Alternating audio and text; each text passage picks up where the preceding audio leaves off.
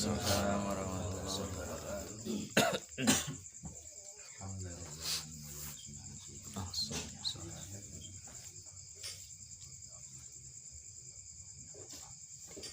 Bismillahirrahmanirrahim. Qala al-mu'allif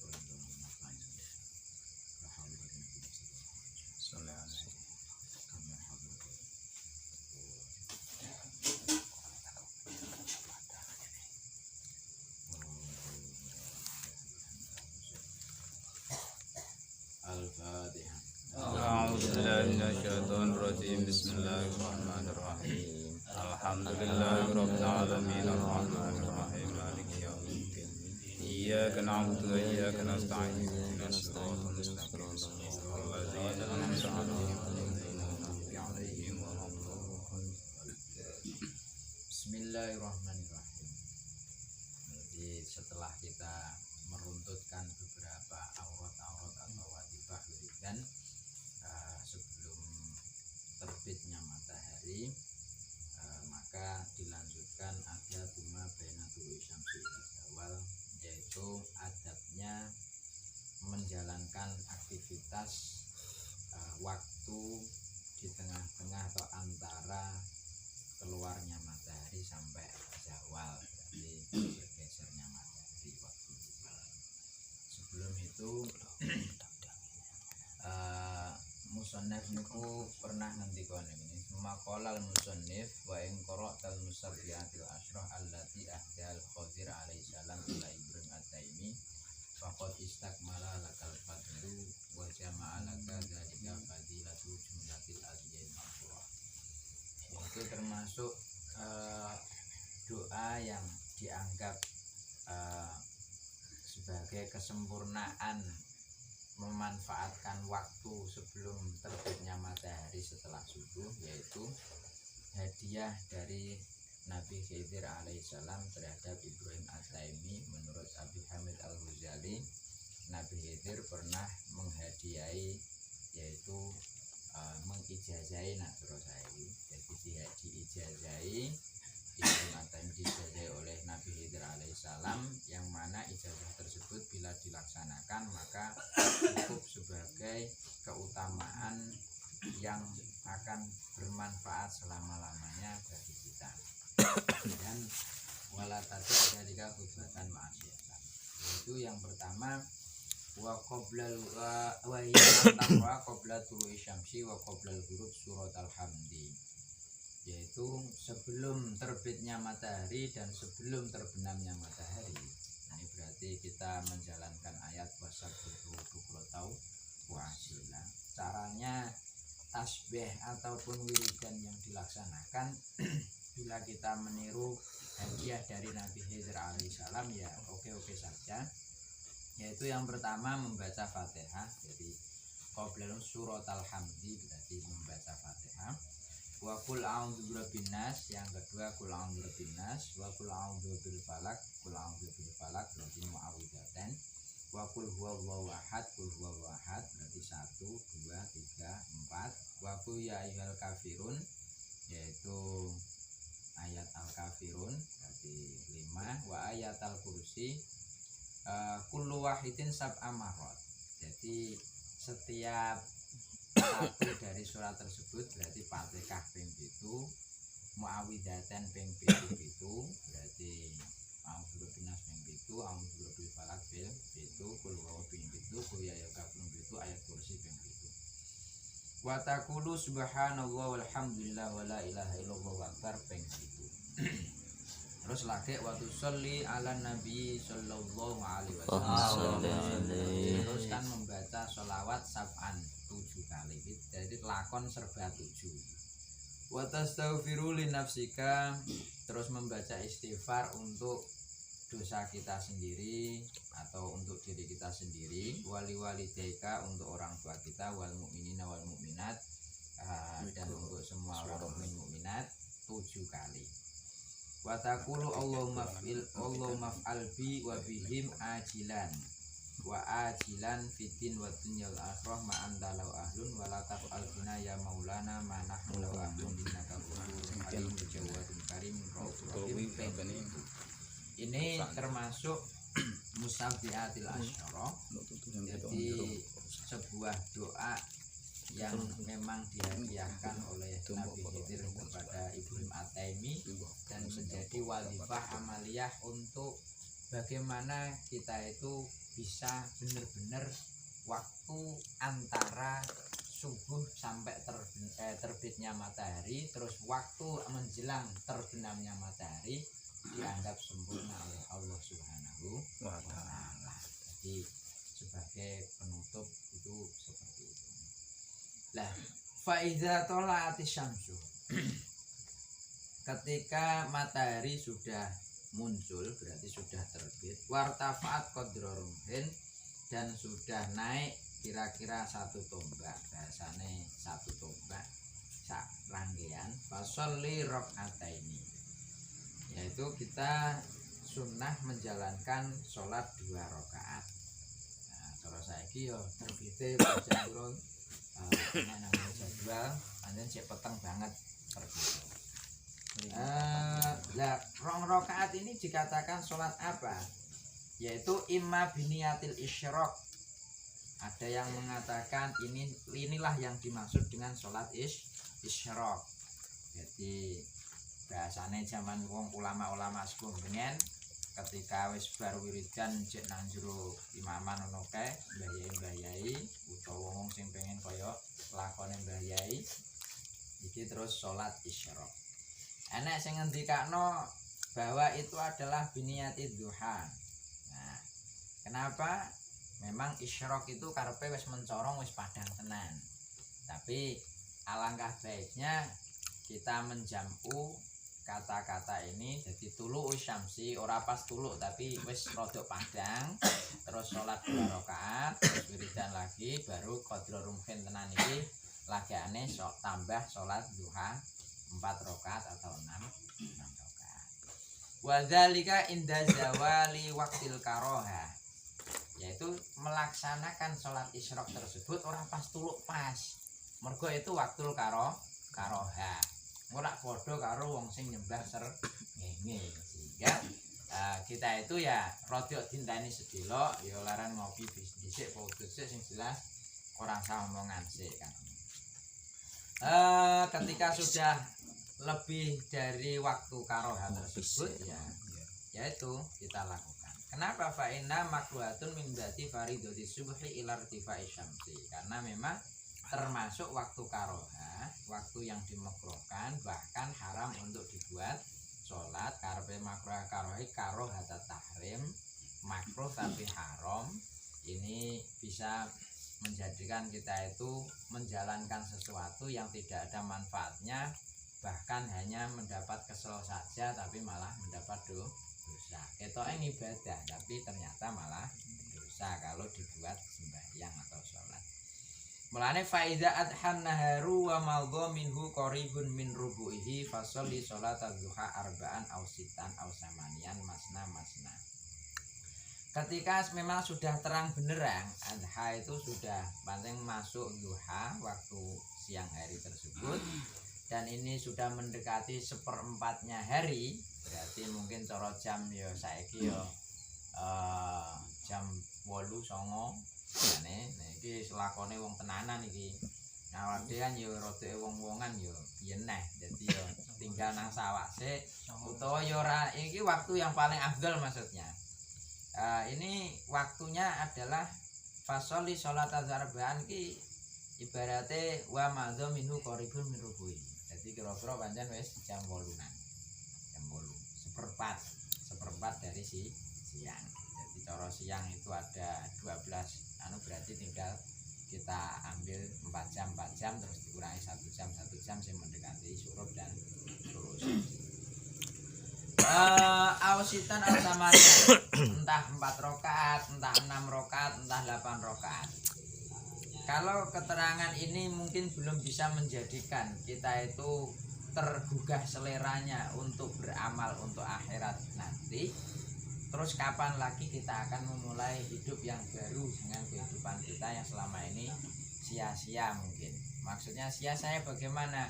Ya mungkin ada kesibukan lain yang di situ sebenarnya sholat duha itu demi kelancaran kehidupan kita yang hakiki. Jadi sebenarnya nak cara awak dhewe menyempatkan sholat duha. Sholat duha itu merupakan zakate badan, zakate mafsil. Jadi semua ros-rosan manusia itu kan ada piro? 300 piro? 320 piro? Ada pokoknya 300 lebih ros-rosan sing nang kono membutuhkan oli. Oh, bahasane zakate iku sing supayane awak dhewe nikmat ini terjaga cukup dengan 2 rakaat sholat duha. Ataukah kita mampu mensedekahi satu persatu ros-rosan? Cara ping 1000 lah wis isu-isu kon sedekah 300 ngono kira-kira ya malah tambah mumet neh kan ngono. Jadi akhirnya ibaratnya sholat duha itu lebih dari cukup untuk zakat badan kita, kesehatan kita dan lain sebagainya. Itu sholat barokah. Kalau kita umpamakan begini, kalau kita tidak sholat duha ternyata kita terdapat penyakit. Terus umpamanya dengan sholat duha penyakit itu bisa hilang, pasti kita akan menjalankannya kan ngono. Artinya sesuatu yang herbal itu ya pasti langsam, tidak seketika. Makanya sholat duha ini untuk menjaga aktivitas selanjutnya. Itu namanya zakatul badan. Fakot nukilat hadil aja tuh kulluha an Rasulillah sallallahu alaihi wasallam. Hitungan 6, 4, 8 ini semua memang dijalankan oleh Kanjeng Nabi Muhammad sallallahu alaihi wasallam. Bahwa sholatu khairun kulluha. Sholat itu ya jatiannya ya baik. Maksudnya tidak ada jeleknya. Nah wis kamu katakan itu tidak ada jeleknya, faman syaa falyastaksir wa man syaa falyastaqlil.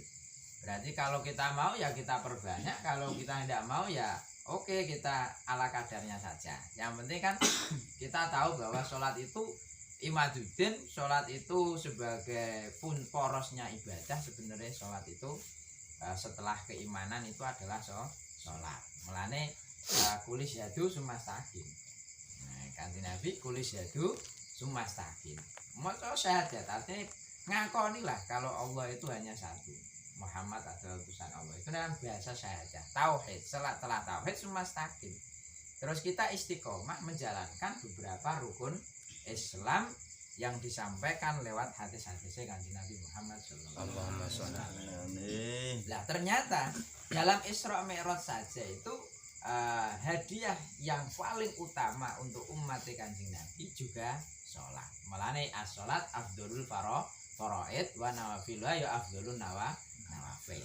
Jadi sholat itu lebih utama-utamanya ibadah fardu, dan kesunahan-kesunahan sing rupa bentuk sholat itu juga lebih utama-utamanya bentuk-bentuk sunnah, lakon sunnah yang lain. Jadi diskusi yang paling menjamu tentang kebahagiaan dunia maupun akhirat itu ternyata terletak dalam sholat, sehingga didhawuhna langsung karo Kanjeng Nabi Muhammad sallallahu alaihi wasallam. Makanya ada istilah nanggone kitab-kitab tasawuf itu sholat itu zahiratun wa batinatun. Ada istilah sholat secara zahiriyah, ada istilah sholat secara batiniyah. Nah, dalam ungkapan-ungkapan sholat saja itu kalau kita resapi koyok bismillahirrahmanirrahim itu hasil diskusi antara abdun karo maulahu, antara umat dengan sayyiduhu, antara apa itu makhluk karo aneh kholiquhu, artinya sang pencipta dengan yang diciptakan. Mulai dari sanaknya, mulai dari apa itu bentuk penghambaannya, keikhlasannya, iya karena budu, iya karena stain, ihdinas siratal mustaqim. Lho iku akhirnya ada istilah jawaban yang timbul dari Allah Subhanahu wa taala terhadap orang yang diskusi lewat sholat. Kita diajarkan doa-doa yang mustajabah. Cuma kita kadang nggak patek percaya. Maksudnya nggak patek percaya buktinya kita itu nggak patek seneng nglakoni donga sing nang jero salat. Cara salat ya sebute subhanallah ora ditutupno, subhanallah cengkang-cengking. Ya, julus bena sajdah ini. Coba kita rasakan. Robbi firli warhamni wajburni warfa'ni warzukni. Loh, semua itu menjamu doa jawamiul kalim yang disampaikan kepada Kanjeng Nabi Muhammad itu juga diletakkan di dalam sholat. Apapun bentuk doa maupun munajat kita yang ada dalam sholat itu ada semuanya sudah terpilih, sudah dipilih Allah untuk Kanjeng Nabi dan untuk umatnya. Jangan ragu mesti nih. Mulane anek sing cara wong cukup awak dhewe umpamane lagi susah sholat. Golek apa ilang akhirnya sholat gampang dielingno ya toh. Yo karena memang sholat itu merupakan penghambaan kita terhadap Allah yang secara zahiriyah nyata bisa dilihat bisa dilihat. Falaisa baina tulu'i syamsi wa zawali ratibatun minas sholat illa hali. Maka tidak ada aktivitas antara tulu'u syamsi terbitnya matahari sampai zawal ini kecuali sholat duha. Itu maksudnya ratibatun ini sing urut Mas. Lakon urut enggak enek sing diurutno Kanjeng Nabi kejaba sholat duha iku. Fama fadula anha min auqatika falaka fi arba halatin. Maka kalau untuk waktu setelah itu berarti kita itu ada 4 keadaan. Terserah maksudnya kita mau menjalankan apa, nanti keadaan kita lah yang menuntut untuk perjalanan tersebut. Kalau kita sebagai al-alim, muta'alim, ataukah kita sebagai pekerja, ataukah kita sebagai apa, nanti ada istilah kita golongkan dalam empat keadaan tersebut. Jadi falaka fi arba'ah halatin. Al halatul ula wa hiya al afdalu. Keadaan yang pertama dan ini yang lebih afdal, antusrifahu fi talabil ilmin nafi' fiddin, yaitu yang pertama ini yang lebih afdal, maksudnya kita milih saja, milih keadaan 1, 2, 3, 4 nanti. Cuma yang paling afdal adalah dibuat mencari ilmu nafi'. Fiddin dunal fuduli alladzi akaban nasu alaihi wasallam ilman. Ya, tidak ilmu-ilmu yang sifatnya adalah berlebihan, maksudnya turan, tidak kebutuhan primer. Ya, seperti ilmu sihir, ya kejadukan, ilmu apa itu pancaroba, mengetahui apa musim. Itu kan umpamane gak iso kan juga apa-apa. Wong ra iso nyihir wong kan yo malah apik kan ono. Jadi itu namanya ilmu fudul atau ilmu dokeok. Ya ora iso dokeok kok ora apa-apa. Ilmu remi ra iso gak apa-apa.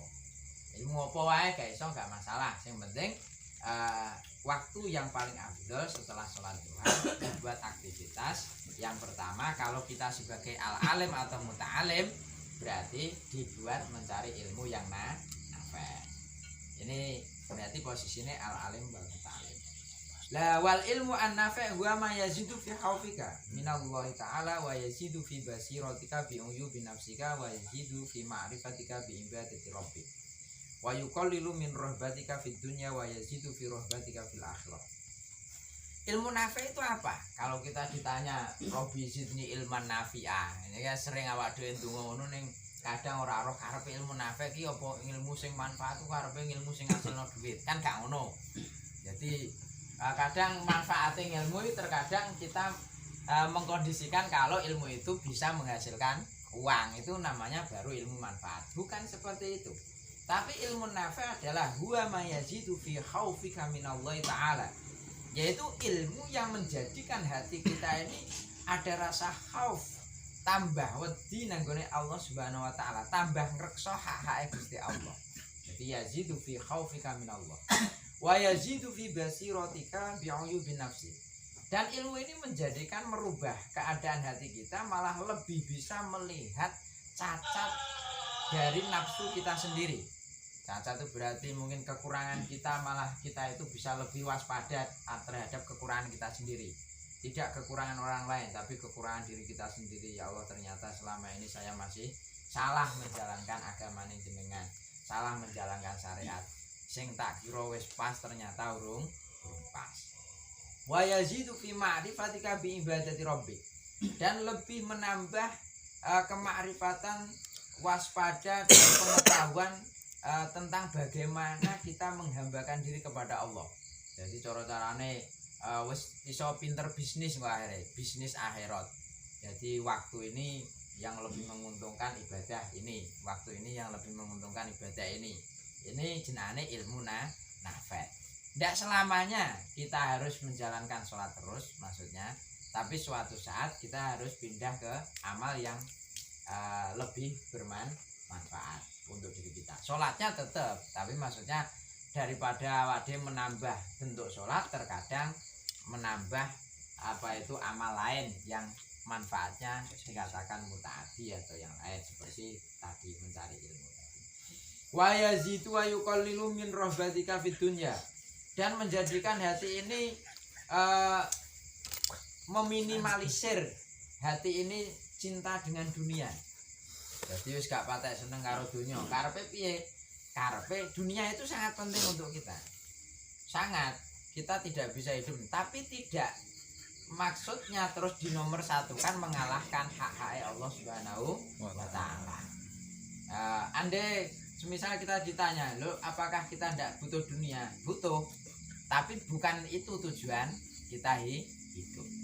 Kita hidup lahir tanpa sehelai benang, dan kita hidup di dunia ini, lahir di dunia akhirnya membawa beberapa perhiasan, tapi kita mati ternyata perhiasan yang kita pakai pun kita tinggalkan. Apa yang kita bawa? Nah, akhirnya kalau kita berpikir seperti itu, akhirnya wa yuqallilu min rahbatika fid dunya, menambah menyedikitkan cinta kita terhadap dunia. Wa yaftahu basirataka bi afati amalika. Akhirnya juga ilmu nafi' tersebut ilmu yang menjadikan kita lebih arif, lebih basiroh, hati kita terbuka dengan omone amal. Omo berarti sing iso ngrusak ngamal yang telah kita bangun selama ini. Mungkin awak dhewe wis regep salat duha, terus awak dhewe kan perlu di samping kita ibarat menanam padi juga harus menjaga padi tersebut dari hama. Kita sudah melakukan wiridan-wiridan yang disampaikan mau. Akhirnya kita butuh untuk ilmu bagaimana wiridan ini ndak muspro, ora dipangan wereng. Ini namanya jadi biafati amalika. Afat itu ya mungkin timbullah kesombongan kita, sehingga kalau kita sadar, oh kesombongan ini adalah afatul amal, kita rendah lagi, kita menjadi santun lagi, kita enggak menjadi egois lagi dan lain sebagainya. Itu sebab ilmu. Lah ilmu sing iso ndadekno ngono kuwi jenenge ilmu nafi'. Hatta tahtariza minha, sehingga kita terjaga dari afatul amal tersebut, dari sifat-sifat madhumah. Wa yutliuka ala makayidi syaiton wa hururihi, dan kita malah bisa tahu, ilmu tersebut bisa menjadikan kita itu tahu jalan-jalan rekayasanya setan, merekayasa kita.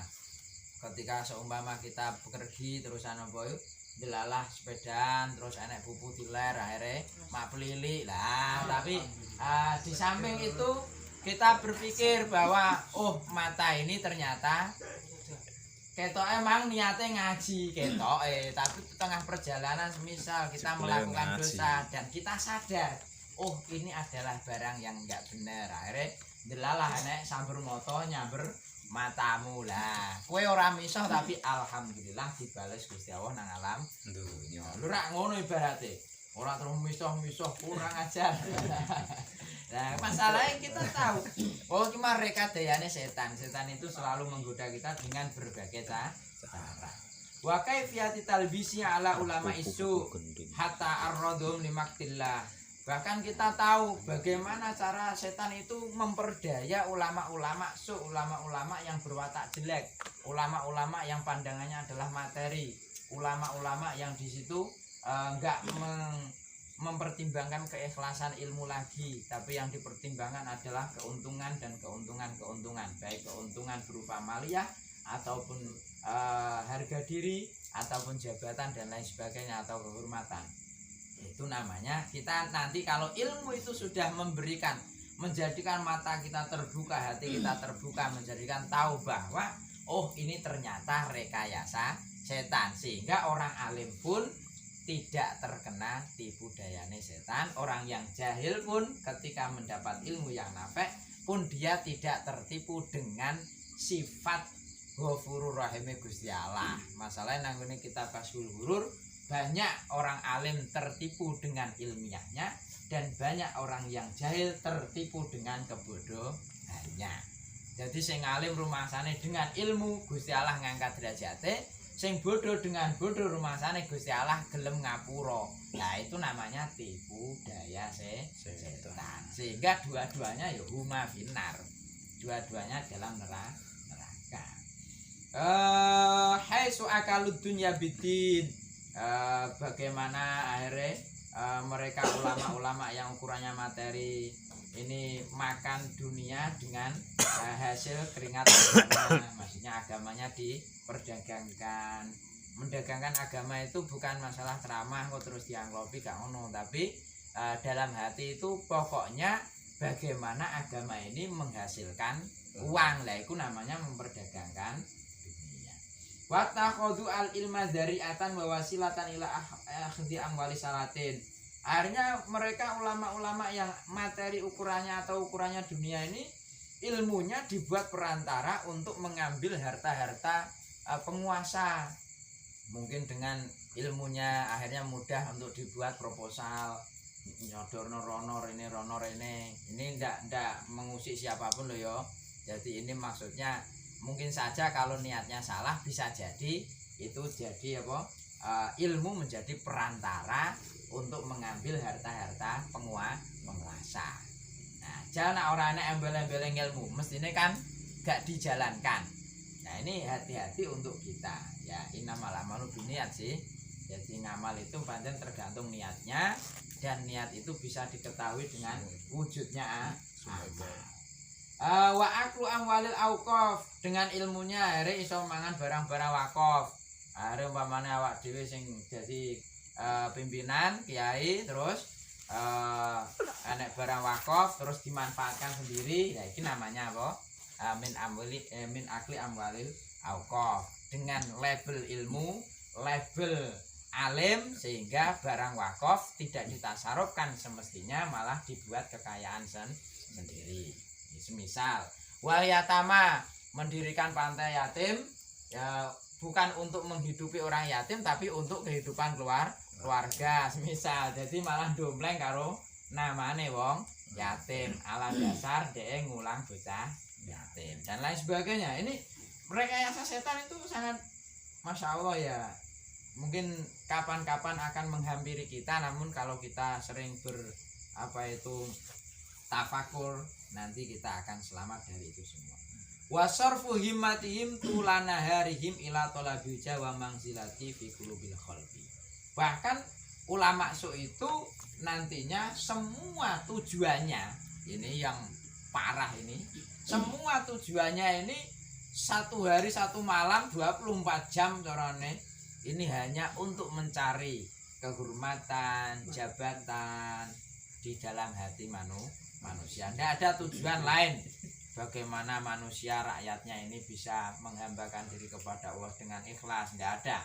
Yang penting dia mendapat kehormatan, uang, jabatan dan lain sebagainya. Wattarrohum dzalika ilal mir'ati wal mumaroti wal munaqashati fil kalam wal mubahati, dan akhirnya memaksa mereka untuk mudah untuk berdebat, bantah-bantahan yang di situ tidak ada tujuan untuk kebenaran, yang penting bisa menang, dan untuk agul-agulan, kesombongan dan lain sebagainya. Wahadzal fan minal ilmi an-nafi' qad jama'na fi kitab Ihya Ulumuddin. Yang telah diterangkan ini adalah apa yang telah saya kumpulkan, maksudnya Imam Ghazali dalam kitab Ihya Ulumuddin. Maka fa in kunta min ahlihi ya fahasilhu, apabila kita termasuk ahli ilmu nafi' ya kita bisa mengkoreksi lagi dalam kitab Ihya Ulumuddin yang mana lebih detail bagaimana rekayasa setan. Ya, Ihya Ulumuddin itu ada pirang juz 4 jilid ya. 4 jilid terus diringkas menjadi 1 jilid jenenge apa Maudhutul Mukminin apa iku itu tunasin apa Maudhutul Mukminin kuwi. Terus termasuk ringkasan yang penting-penting ada dalam kitab Bidayah. Terus Bidayah disarai karo kitab apa kuwi karangan yang terakhir sing siji Minhajul Abidin. itu.